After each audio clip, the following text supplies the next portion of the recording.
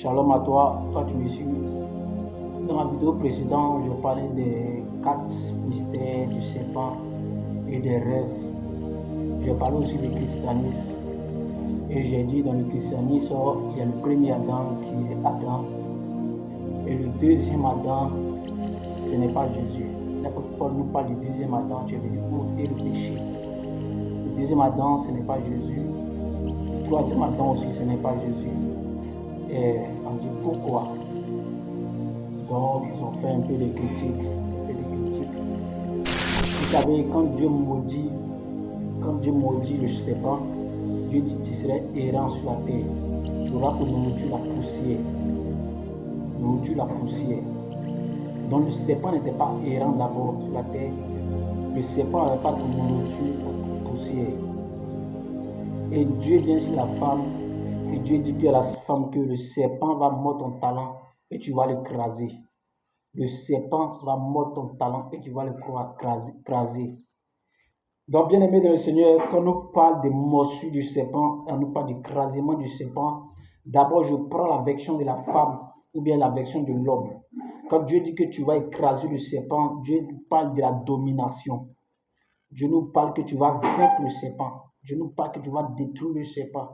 Dieu nous parle que tu vas terrasser le serpent. Dieu nous parle des yeux des ténèbres, que les yeux de la lumière doivent enlever et anéantir. Donc, depuis la fin du temps, quand Dieu met son onction sur quelqu'un, Dieu met d'abord une puissance pour détruire toutes les œuvres des serpents.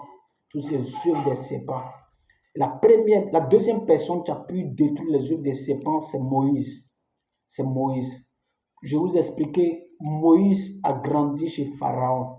Et on connaît tous le mystère de Pharaon, le mystère d'Égypte. Le mystère d'Égypte est reposé sur la doctrine du serpent.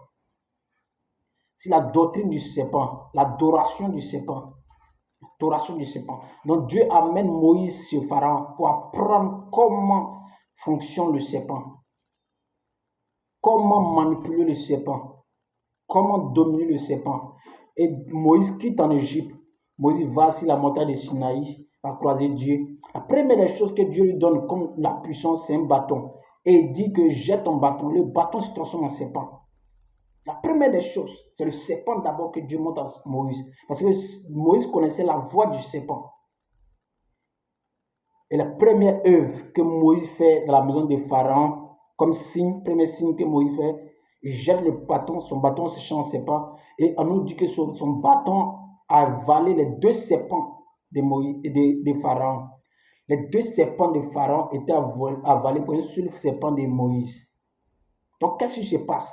Pourquoi Moïse a confondu le serpent? Pourquoi Moïse a combattu le serpent? Parce que Moïse connaissait le serpent. Parce qu'il a grandi chez Pharaon. Il connaissait le mystère du serpent. Il connaissait que quand on touchait le serpent, c'est en réveillant la mémoire de l'Égypte, montrer que c'est le Seigneur qui est Dieu. Et la deuxième personne qui va encore détruire, la troisième personne qui va encore détruire le serpent, ce n'est pas Jésus, c'est David. C'est David. Parce qu'on nous dit que tu vas écraser le serpent et le serpent va te mordre. Le serpent va te mordre. David a combattu Goliath. Et Goliath était un Néphilim. Néphilim, c'est dit que ni homme, ni Dieu. Ni homme, ni ange. Donc Goliath était quelqu'un qui était mélangé. Il était une hybride. Parce que Genèse 6 va nous dire que les enfants de Dieu, les fils de Dieu sont descendus pour venir sortir avec les fils des hommes. Ils sont alliés, fusionnés avec des filles des hommes. Ça veut dire des démons, des anges déchus. Ils sont descendus, ils sont sortis avec des hommes. Ils ont perverti des hommes. Vous allez voir ça dans le livre d'Enoch. Perverti des hommes. Vous allez voir aussi dans le livre de Noé. Pourquoi Dieu a terminé la terre? Parce que ce n'étaient pas des hommes, c'était des Néphilim. Ce sont des gens étranges. Et quand même tu vas lire dans le livre de Genèse, tu vas voir Genèse 6, tu vas voir ça là-bas. Donc quand on parle du serpent, on parle de quelqu'un qui était corrompu, perverti. Donc Goliath n'était pas un homme ordinaire. Goliath était perverti et corrompu. Donc Goliath signifie le serpent.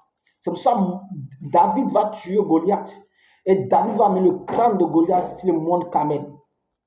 Dit la croix de Golgotha. David va enterrer le crâne de Goliath sur Mont Carmel. Et quelques siècles à venir, on nous parle de Jésus-Christ qui meurt maintenant sur la croix.